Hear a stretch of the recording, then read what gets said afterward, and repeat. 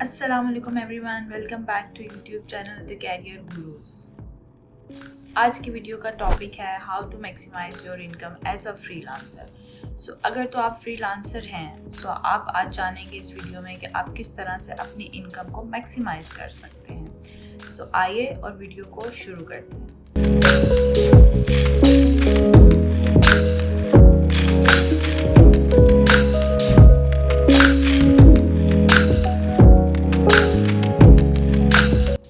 सबसे पहला जो बहुत ही इम्पोर्टेंट है कि you must have a diversity in your services. So basically अगर आप ग्राफिक डिज़ाइनर हैं, लाइक सिंपल लोगोज और बिजनेस कार्ड और ये चीज़ें डिज़ाइन करते हैं, सो मेक श्योर कि आप वेबसाइट भी डिज़ाइन कर सकें, आप UI/UX की जितनी भी मोबाइल एप्लीकेशंस हैं उनको भी डिज़ाइन कर सकें, आप कंप्लीट ब्रांडिंग पैकेजेस भी दे सकें, आप इलस्ट्रेशन भी दे सकें, बिकॉज ग्राफिक डिज़ाइनिंग के अंदर बहुत सारी सर्विसेज आती हैं। सो अगर आपकी एक भी सर्विस नहीं आपके पास होगी तो क्या होगा, आपका क्लाइंट आपसे डाइवर्ट होकर कहीं और चला जाएगा।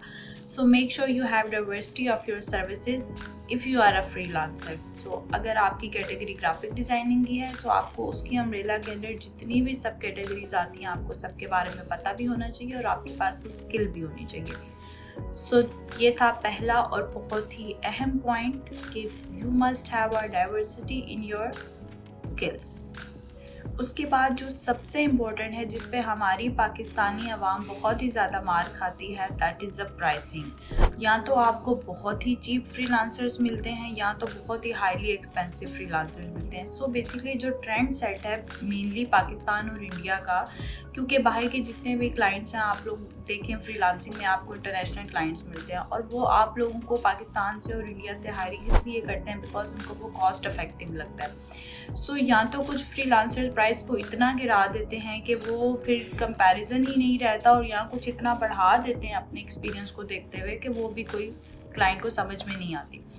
सो अगर आप किसी के साथ एज अ फ्रीलांसर चलना चाह रहे हैं तो सबसे पहले आप कंपेयर करें कि मार्केट में क्या एवरेज प्राइस चल रही है, उसको ध्यान में रखते हुए आप अपनी प्राइस को कोट करें।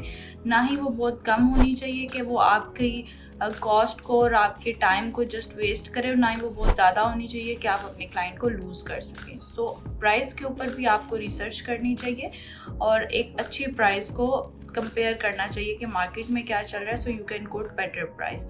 So this was the second point, set up your pricing very effectively. So next one is network and market yourself. So basically आपका नेटवर्क इतना स्ट्रांग होना चाहिए, आपके पास डिफरेंट क्लाइंट्स होने चाहिए, डिफरेंट लोग कनेक्ट होने चाहिए, चाहे आप उनके लिए काम कर रहे हैं या आप उनके लिए काम नहीं कर रहे, but you must have a connection with the clients. So उसके लिए आप क्या कर सकते हैं, आप डिफरेंट ऑनलाइन सेमिनार्स अटेंड कर सकते हैं, आप डिफरेंट इवेंट्स अटेंड कर सकते हैं, डिफरेंट कम्युनिटीज़ ज्वाइन कर सकते हैं, जिसके थ्रू आपका क्लाइंट का जो नेटवर्क है वो बढ़े, जो लोग काम करवा सकते हैं। सो बेसिकली ये वो सब चीज़ें हैं जो आपको नेटवर्क बनाने में काम आती हैं, और जितने आपके पास नेटवर्क होंगे उतने ज़्यादा चांसेस होंगे कि आपके पास जो आपकी फ्रीलांसिंग इनकम है आप उसे इंक्रीज़ कर सकें।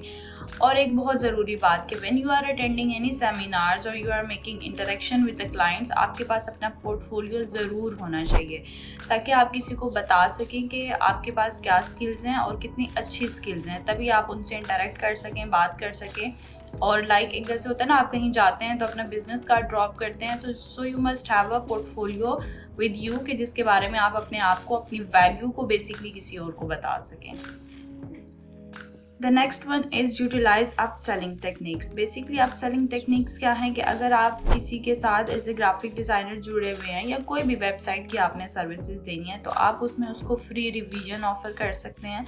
अगर आप फर्स्ट टाइम उसके साथ काम करें, आप उसको कोई चार्ज मत करें रिवीजन का, आप उसको फ्रीली प्रोवाइड करें। जितनी जल्दी हो सकता है आप उसके साथ कॉन्टैक्ट करके उसको टाइमली डिलीवरी दें और टाइम से पहले भी दें तो ये ज़्यादा बेहतर है। सो ये वो चीज़ें हैं जो आपके क्लाइंट के साथ काम के अलावा एक हेल्दी रिलेशन डेवलप करती हैं जो कि क्लाइंट रिपीट कस्टमर में कन्वर्ट होता है।